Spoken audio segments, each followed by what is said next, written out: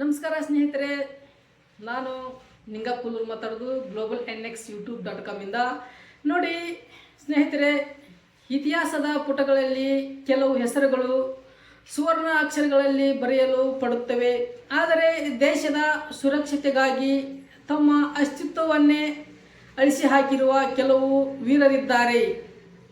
ಅವರ ಹೆಸರುಗಳು ಎಲ್ಲಿಯೂ ದಾಖಲಾಗುವುದಿಲ್ಲ, ದಾಖಲಾಗಿಸಿಕೊಡುವುದಿಲ್ಲ. ಅವರಿಗೆ ಯಾವುದೇ ಪದಕಗಳು ಸಿಗುವುದಿಲ್ಲ, ಕೊಡುವುದೂ ಇಲ್ಲ. ಅಂತ ಒಬ್ಬ ಅಪ್ರತಿಮ ಧೀರ ಮಹಿಳೆ ಕಥೆಯೇ ಸೈಮತ್ ಖಾನ್. ಹೌದು, 1971ರ ಭಾರತ ಪಾಕಿಸ್ತಾನ ಯುದ್ಧದ ಸಮಯದಲ್ಲಿ ಕೇವಲ 20 ವರ್ಷದ ಒಬ್ಬ ಕಾಶ್ಮೀರಿ ಯುವತಿ ಪಾಕಿಸ್ತಾನದ ಸೇನಾ ವ್ಯವಸ್ಥೆಯ ಒಳಗೆ ನುಗ್ಗಿ ಭಾರತದ ಕೋಟ್ಯಾಂತರ ಜನರ ಜೀವ ಉಳಿಸಿದಳು. ಅಂದರೆ ನೀವು ನಂಬುತ್ತೀರಾ? ಹೌದು, ಇದು ಕೇವಲ ಕಲ್ಪನೆಯಲ್ಲ, ನೈಜ ಇತಿಹಾಸ. ಅಲಿಯಾ ಭಟ್ ಅವರು ನಟನೆಯ ರಾಜಿ ಸಿನಿಮಾ ಮೂಡಿ ಬಂದಿರುವುದು ಇದೇ ಧೀರ ಮಹಿಳೆ ಜೀವನದ ಆಧಾರದ ಮೇಲೆ. ಬನ್ನಿ ಇವತ್ತು ಆಕೆಯ ರೋಮಾಂಚನಕಾರಿ ಹಾಗೂ ಅವರ ಬ್ಯಾಕ್ಗ್ರೌಂಡ್, ತರಬೇತಿ, ಮಹಿಳೆ ಜೀವನ ಆಧಾರದ ಹೇಗಿತ್ತು, ಆಕೆ ಅದ್ಭುತ ಶಕ್ತಿ ಮತ್ತು ಪರಿಚಯ ಮಾಡಿಕೊಳ್ಳೋಣ. ಯಾರೆಲ್ಲ ನನ್ನ ಯೂಟ್ಯೂಬ್ ಚಾನಲ್ ನೋಡ್ತಾ ಇದ್ರಿ ಫ್ರೆಂಡ್ಸ್, ಸಬ್ಸ್ಕ್ರೈಬ್ ಮಾಡ್ಕೊಳ್ಳಿ, ಲೈಕ್ ಮಾಡಿ, ಶೇರ್ ಮಾಡಿ. ಬನ್ನಿ ವಿಡಿಯೋ ಮುಂದುವರಿಸೋಣ. ನೋಡಿ, ಸೈಮತ್ ಹುಟ್ಟಿದ್ದು ಕಾಶ್ಮೀರದ ಒಂದು ಶ್ರೀಮಂತ ಮತ್ತು ಪ್ರತಿಷ್ಠಿತ ಮುಸ್ಲಿಂ ಕುಟುಂಬದಲ್ಲಿ. ತಂದೆ ಹಿದಾಯತ್ ಖಾನ್ ಒಬ್ಬ ದೊಡ್ಡ ಉದ್ಯಮಿ. ಆದರೆ ಅವರ ವ್ಯಾಪಾರದ ಹಿಂದೆ ಒಂದು ದೊಡ್ಡ ರಹಸ್ಯವಿತ್ತು. ಹಿದಾಯತ್ ಖಾನ್ ಭಾರತದ ಹೆಮ್ಮೆಯ ಗೂಢಚಾರಿಕೆ ಸಂಸ್ಥೆ ಅಂದರೆ Rao search head analysis wing ಅತ್ಯಂತ ನಂಬಿಕಸ್ಥ ಇನ್ಫಾರ್ಮರ್, ಮಾಹಿತಿದಾರ ಆಗಿದ್ದರು. ವ್ಯಾಪಾರದ ನೆಪದಲ್ಲಿ ಅವರು ಪಾಕಿಸ್ತಾನದ ಉನ್ನತ ಸೇನಾ ಅಧಿಕಾರಿಗಳೊಂದಿಗೆ ನಿಕಟ ಸಂಪರ್ಕ ಹೊಂದಿದ್ದರು. ಈ ಸೈಮತ್ ಬಾಲ್ಯದಿಂದಲೂ ತುಂಬ ಮೃದು ಸ್ವಭಾವದ ಕರುಣಾಮಯಿ ಹುಡುಗಿಯಾಗಿದ್ದಳು. ಆದರೆ ಕಾಲೇಜಿನಲ್ಲಿ ಓದುತ್ತಿರುವಾಗ ಪ್ರಾಣಿ ಪಕ್ಷಿಗಳಿಗೆ ತೊಂದರೆಯಾದರೂ ಕಣ್ಣೀರು ಹಾಕುತ್ತಿತ್ತು. ಕೋಮಲ ಮನಸ್ಸಿನ ಹುಡುಗಿ ಆಕೆ ದೆಹಲಿಯಲ್ಲಿ ಕಾಲೇಜ್ ವಿದ್ಯಾಭ್ಯಾಸ ಮಾಡುತ್ತಾ ಸಾಮಾನ್ಯ ಯುವತಿಯಂತೆ ಕನಸುಗಳನ್ನು ಕಟ್ಟಿಕೊಂಡು ಹೋರಾಡುತ್ತಿದ್ದಳು. ಆದರೆ ಆಕೆ ರಕ್ತದಲ್ಲೇ ದೇಶಭಕ್ತಿ ಹರಿಯುತ್ತಿತ್ತು. ನೋಡಿ, ಜೀವನ ಬದಲಿಸಿದ ಆ ಒಂದು ತಿರುವು ಸೈಮತ್.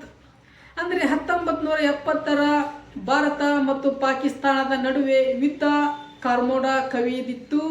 ಇಡೀ ಸಮಯದಲ್ಲಿ ಸೈಮತ್ ತಂದೆ ಹಿದಾಯತ್ ಖಾನ್ ಅವರಿಗೆ ತಮಗೆ ಕ್ಯಾನ್ಸರ್ ಇರುವುದು ಮತ್ತು ಸಾವು ಹೆಚ್ಚು ದಿನ ಬದುಕುವುದಿಲ್ಲೆಂಬ ಗೊತ್ತಾಯಿತು. ಹಾಗಾಗಿ ಸೈಮತ್ತರನ್ನು ಜಲ್ದಿ ಮದುವೆ ಮಾಡಬೇಕೆಂಬ ಅವರ ತಂದೆಯ ಕನಸು ಆಗಿತ್ತು. ಈ ಕ್ಯಾನ್ಸರ್ ಇರುವುದು ಎಂಬ ಕಹಿ ಸತ್ಯ ಗೊತ್ತಾಗ ತಿಳಿಯುತ್ತಲೇ ತಮಗಿದ್ದ ಪಾಕಿಸ್ತಾನದ ಮಿಲಿಟರಿ ಸಂಪರ್ಕಗಳನ್ನು ಭಾರತದ ರಕ್ಷಣೆಗೆ ಬಳಸಿಕೊಳ್ಳಲು ಅವರು ಒಂದು ಕಠಿಣ ನಿರ್ಧಾರ ಮಾಡುತ್ತಾರೆ. ತಂದೆ ಮತ್ತು ಹೆಸ್ಮತ ದೇಶಕ್ಕಾಗಿ ಪ್ರಾಣ ಕೊಡಲು ರೆಡಿಯಾಗುತ್ತಾರೆ. ನೋಡಿ, ಇದರಲ್ಲಿ ಏನು ಮಾಡುತ್ತೆಂದರೆ ಸಂಪರ್ಕಗಳನ್ನು ಭಾರತದ ರಕ್ಷಣೆಗೆ ಬಳಸಿಕೊಳ್ಳಲು ಅವರು ಒಂದು ಕಠಿಣ ನಿರ್ಧಾರ ಮಾಡುತ್ತಾರೆ. ತನ್ನ ಮಗಳನ್ನು ಸೈಮತ್ನನ್ನು ಪಾಕಿಸ್ತಾನ ಸೇನಾ ಅಧಿಕಾರಿಯ ಮಗನಿಗೆ ಮದುವೆ ಮಾಡಿಸಿಕೊಟ್ಟು ಆಕೆಯನ್ನು ಭಾರತದ ರಕ್ಷಣೆಗಾಗಿ ಪಾಕಿಸ್ತಾನಕ್ಕೆ ಕಳಿಸಲು ನಿರ್ಧರಿಸುತ್ತಾರೆ ಅವರ ತಂದೆ ಸೈಮತ್ ಅವರ ಫಾದರ್. ನೋಡಿ, ಮುಂದಿನ ಭಾಗ ಎಂತ ಇಂಟ್ರೆಸ್ಟಿಂಗ್ ಈ ಸ್ಟೋರಿ ಅಂದರೆ, ತಂದೆ ಇಚ್ಛೆಯಂತೆ ಸೈಮತ್ ದೇಶಕ್ಕಾಗಿ ತನ್ನ ಜೀವನವನ್ನು ಮುಡುಪಾಗಿಡಲು ಒಪ್ಪಿಕೊಳ್ಳುತ್ತಾಳೆ. ಆದರೆ ಒಬ್ಬ ಸಾಮಾನ್ಯ ಕಾಲೇಜ್ ಹುಡುಗಿ ಪಾಕಿಸ್ತಾನದ ಮಿಲಿಟರಿ ಹೆಡ್ ಕ್ವಾರ್ಟರ್ಸ್ ಒಳಗೆ ಹೋಗಿ ಗೂಢಚಾರಿಕೆ ಮಾಡುವುದು ಅಷ್ಟು ಸುಲಭದ ಮಾತಾಗಿರಲಿಲ್ಲ. ಅಲ್ಲಿ ಆರಂಭವಾಗುತ್ತಿದ್ದಂತೆ ಆಕೆಯ ಕಠಿಣ ತರಬೇತಿ ಹಂತಗಳು ಮತ್ತು ಮಾರ್ಸ್ ಕೋಡ್ ಮತ್ತು ಕಮ್ಯುನಿಕೇಷನ್ ರಹಸ್ಯ. ದೇಶದ ಸಂದೇಶಗಳನ್ನು ದೇಶದಿಂದ ದೇಶಕ್ಕೆ ಕಳುಹಿಸಕ್ಕೆ ಭಾರತಕ್ಕೆ ರವಾನಿಸಬೇಕು. ಕೋಡ್ಗಳು, ವರ್ಡ್ಗಳು ಮತ್ತು ಹೇಗೆ ಬಳಸುವುದೆಂಬುದು ಕರಗತ ಮಾಡಿಕೊಂಡಳು ಸೈಮತ್. ನೋಡಿ, ನೆನಪಿನ ಶಕ್ತಿ, ಮೆಮೊರಿ ಟೆಸ್ಟಿಂಗ್. ಯಾವುದೇ ರಹಸ್ಯ ದಾಖಲೆಗಳನ್ನು ಕೇವಲ ಒಂದು ಬಾರಿ ನೋಡಿದರೆ ಅದನ್ನು ಮನಸ್ಸಿನಲ್ಲಿ ಇಟ್ಟುಕೊಂಡು ಆಚೆತ್ತಿಕೊಳ್ಳುವಂತೆ ತರಬೇತಿ ಪಡೆಯುತ್ತಾಳೆ. ಆದರೆ ಆತ್ಮರಕ್ಷಣೆ ಮತ್ತು ಶಸ್ತ್ರಾಸ್ತ್ರ ಶತ್ರುಗಳನ್ನು ಎದುರಾದರೆ ಸದ್ದಿಲ್ಲದೆ ಅವರನ್ನು ಹೇಗೆ ಮುಗಿಸಬೇಕು, ಸೈನಿಕರ ಕಣ್ಣು ತೆಪ್ಪಿಸಿ ಸೈನೈಡ್ ಮಾತ್ರೆಗಳನ್ನು ಹೇಗೆ ಬಳಸುವುದು ಎಂಬ ಕಿಲ್ಲರ್ ಟ್ರೈನಿಂಗ್ ಸಹಿತ ಅವಳು ಪಡೆಯುತ್ತಾಳೆ.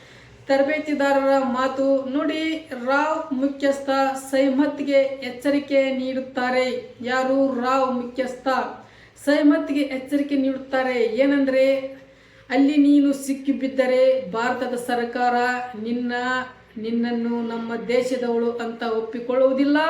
ನೀನು ಒಂಟಿಯಾಗಿ ಸಾಯಬೇಕಾಗುತ್ತದೆ. ಅದಕ್ಕೆ ಸೈಮತ್ ನೀಡಿದ ಉತ್ತರ ಒಂದೇ, ನನ್ನ ತಂದೆ ದೇಶಕ್ಕಾಗಿ ಬದುಕಿದರು, ನಾನು ದೇಶಕ್ಕಾಗಿ ಸಾಯಲು ಸಿದ್ಧ ಇದ್ದೇನೆ ಎಂಬ ಹೇಳಿಕೆಯನ್ನು ನೀಡಿದಳು ಸೈಮತ್ ಖಾನ್. ನೋಡಿ, ಯೋಜನೆಯಂತೆ ಸೈಮತ್ ಖಾನ್ ಪಾಕಿಸ್ತಾನದ ಸೇನೆ ಬ್ರಿಗೇಡ್ ಸಹಿಂದ್ ಅವರ ಮಗ ಇಕ್ಬಾಲ್ ಸಹಿಂದ್ ಜೊತೆ ವಿವಾಹವು ಕೂಡ ಆಗುತ್ತದೆ. ಇಕ್ಬಾಲ್ ಒಬ್ಬ ಒಳ್ಳೆಯ ವ್ಯಕ್ತಿಯಾಗಿದ್ದ ಮತ್ತು ಸೈಮತ್ನನ್ನು ಪ್ರಾಣಕ್ಕಿಂತಲೂ ಹೆಚ್ಚಾಗಿ ಪ್ರೀತಿಸುತ್ತಿದ್ದ. ಆದರೆ ಸೈಮತ್ ತನ್ನ ವೈಯಕ್ತಿಕ ಪ್ರೀತಿಗಿಂತ ಮಾತೃಭೂಮಿಯ ರಕ್ಷಣೆಯೇ ಮುಖ್ಯವಾಗಿತ್ತು ಸೈಮತ್ ಖಾನ್ಗೆ. ನೋಡಿ, ಮನೆಯೊಳಗೆ ರಹಸ್ಯ ಕಾರ್ಯಾಚರಣೆ. ಪಾಕಿಸ್ತಾನದ ಬ್ರಿಗೇಡ್ ಮನೆಯ ಸೊಸೆಯಾಗಿ ಸೈಮತ್ ಎಲ್ಲರ ಮನಸ್ಸು ಗೆಲ್ಲುತ್ತಾಳೆ. ಮನೆಯ ಪ್ರತಿ ಮೂಲೆಯಲ್ಲೂ ಆಕೆ ಅರೆ ಮಿಲಿಟರಿ ಕೇಂದ್ರದಂತೆ ಚಾಣಾಕ್ಷತನದಿಂದ ಆಕೆ ಬ್ರಿಗೇಡ್ ಅವರ ಅಧಿಕೃತ ಕೋಣೆಯಲ್ಲಿ ಗುಪ್ತ ಮೈಕ್ರೋಫೋನ್ ಮತ್ತು ಟ್ರಾನ್ಸ್ಮಿಟರ್ ಅಳವಡಿಸುತ್ತಾಳೆ. ಅಲ್ಲಿ ನಡೆಯುವ ಪ್ರತಿಯೊಂದು ಮಿಲಿಟರಿಯ ಸಭೆಗಳು ರಹಸ್ಯಗಳು, ಭಾರತದ ಗಡಿಯಲ್ಲಿ ಪಾಕಿಸ್ತಾನ ಸೈನ್ಯ ನಿಯೋಜಿಸುವ ಪ್ಲಾನ್ಗಳು ಸೈಮತ್ ಮೂಲಕ ಭಾರತದ ರಾವ್ ಸಂಸ್ಥೆಗೆ ಸುಲಭವಾಗಿ ತಲುಪಿಸಲು ಪ್ರಾರಂಭವಾಗುತ್ತವೆ. ಭಾರತದ ರಾವ್ ನಂಬಿಕಸ್ಥ ಸೈಮತ್ತನಿಗೆ ಸೆಲ್ಯೂಟ್ ಹೊಡೆಯುತ್ತಾರೆ. ತುಂಬ ಹೆಮ್ಮೆಯಿಂದ ಅವರು ರಾವ್ ಅವರಿಗೆ ಗುಡ್ ಅಭಿಪ್ರಾಯವನ್ನು ತಿಳಿಸುತ್ತಾರೆ ಮತ್ತು ಮುಂದುವರಿಯುತ್ತದೆ. ಇದೇನೆಂದರೆ, ಶಕ್ತಿಶಾಲಿ ನಡೆ ಮತ್ತು ಅತಿ ದೊಡ್ಡ ರಹಸ್ಯ ಪತ್ತೆ, ದ ಅಲ್ಟಿಮೇಟ್ ಮಿಷನ್. ನೋಡಿ, ಟೆಸ್ಟ್ ಮತ್ತು ರೋಮಾಂಚನಕ. ಇದು ಕಾರ್ಯಾಚರಣೆಯ ಮಧ್ಯೆ ಮನೆಯ ಹಳೆಯ ಮತ್ತು ನಂಬಿಕಸ್ಥ ಸೇವಕ ಅಬ್ದುಲ್ ಸೈಮತ್ ಮೇಲಿನ ನಡವಳಿಕೆಯ ಬಗ್ಗೆ ಅನುಮಾನ ಬರುತ್ತದೆ. ಆತ ಸೈಮತ್ ರಹಸ್ಯವಾಗಿ ದೇಶದ ಕಳಿಸುವುದನ್ನು ನೋಡಿಬಿಡುತ್ತಾನೆ. ಆದರೆ ದೇಶದ ರಹಸ್ಯ ಬಯಲಾಗಬಾರದು ಎಂಬ ಒಂದೇ ಕಾರಣಕ್ಕೆ ತನಗೇನು ತಿಳಿಯುತ್ತದೆ. ಕೋಮಲ ಹುಡುಗಿಯಾಗಿದ್ದ ಸೈಮತ್ ಅತ್ಯಂತ ಕ್ರೂರಿಯಾಗಿ ಆಗಿಬಿಡುತ್ತಾಳೆ. ಏಕೆಂದರೆ ಅಬ್ದುಲ್ನನ್ನು ಟ್ರಕ್ ಕೆಳಗಡೆ ಸಿಲುಕಿಸಿ ಕೊಲೆ ಮಾಡುತ್ತಾಳೆ. ತನ್ನ ದೇಶಕ್ಕಾಗಿ ಆಕೆ ತನ್ನೊಳಗಿನ ಮಾನವೀಯತೆಯನ್ನೇ ಕೊಂದುಕೊಳ್ಳಬೇಕಾಗುತ್ತದೆ. ನೋಡಿ, ತಾನು ಮಾಡುವ ದೇಶದ ರಾವ್ಗೆ ಸಂದೇಶ ಕಳಿಸುವುದನ್ನು ಅವನ ಹಸ್ಬೆಂಡ್ಗೆ ಅಬ್ದುಲ್ ಸೈಮತ್ ಮೇಲಿನ ಸಂಶಯ ಬಂದು ಗೊತ್ತಾಗಿಬಿಡುತ್ತೆ. ಹಾಗಾಗಿ ಈ ಸಂಶಯ ಮತ್ತೆಲ್ಲರಿಗೂ ಹಬ್ಬಿಬಿಡುತ್ತೆ. ದೇಶದಲ್ಲಿ ನಮ್ಮ ಕಳಿಸುವ ಭದ್ರತೆ ನಿಂತು ಹೋಗಿಬಿಡುತ್ತೆ ಎಂಬ ಕಾರಣಕ್ಕಾಗಿ ತನ್ನ ಗಂಡನನ್ನೇ ಟ್ರಕ್ ಒಳಗಡೆ ಮಲಗಿಸಿ ಅವನನ್ನು ಹತ್ಯೆ ಮಾಡಿಬಿಡುತ್ತಾಳೆ. ಮಾಡಬೇಕಾಗಿರುತ್ತದೆ. ಯಾಕೆಂದರೆ ಇದು ಭಾರತದ ರಾವ್ ಆಕಿ ಭಾರತದ ಮೇಲೆ ಪ್ರೀತಿ ಇಟ್ಟಿರುತ್ತಾಳೆ. ನೋಡಿ, ಭಾರತವನ್ನು ಉಳಿಸಿದರೆ ಆ ಒಂದು ಮಾಹಿತಿ 1971ರ ಯುದ್ಧದ ಸಮಯ ಹತ್ತಿರವಾಗಿರುತ್ತದೆ. ಪಾಕಿಸ್ತಾನದ ಮಿಲಿಟರಿ ಒಂದು ಅತ್ಯಂತ ರಹಸ್ಯ ಮತ್ತು ವಿನಾಶಕಾರಿ ಸ್ಕೆಚ್ ಹಾಕಿತ್ತು. ಅದು ಏನೆಂದರೆ, ಭಾರತದ ಹೆಮ್ಮೆಯ ನೌಕಾದಳ ಯುದ್ಧ ನೌಕೆ INS ವಿಕ್ರಾಂತ್ ಅನ್ನು ಸಮುದ್ರದಲ್ಲೇ ಮುಳುಗಿಸಲು ಪಾಕಿಸ್ತಾನ ತನ್ನ ಅತ್ಯಾಧುನಿಕ PNS ಗಾಂಜಿ ಸಬ್ಮೆರಿಯನ್ ಜಲಾವೃತ ನೌಕೆಯನ್ನು ಕಳಿಸಲು ಸಿದ್ಧತೆ ನಡೆಸುತ್ತಿರುತ್ತದೆ ಪಾಕಿಸ್ತಾನ. ಹೀಗಾಗಿ ಇಡೀ ದೇಶದ ಭಾರತೀಯ ನೌಕಾದಳಕ್ಕೆ ಈ ಪ್ಲಾನ್ ಗೊತ್ತಿರಲಿಲ್ಲ. ಆದರೆ ಸೈಮತ್ ತನ್ನ ಪ್ರಾಣವನ್ನು ಪಣಕ್ಕಿಟ್ಟು ಈ ಮಹತ್ವದ ರಹಸ್ಯ ದಾಖಲಾತಿಗಳನ್ನು ಕದ್ದು ಭಾರತಕ್ಕೆ ರವಾನಿಸುತ್ತಾಳೆ.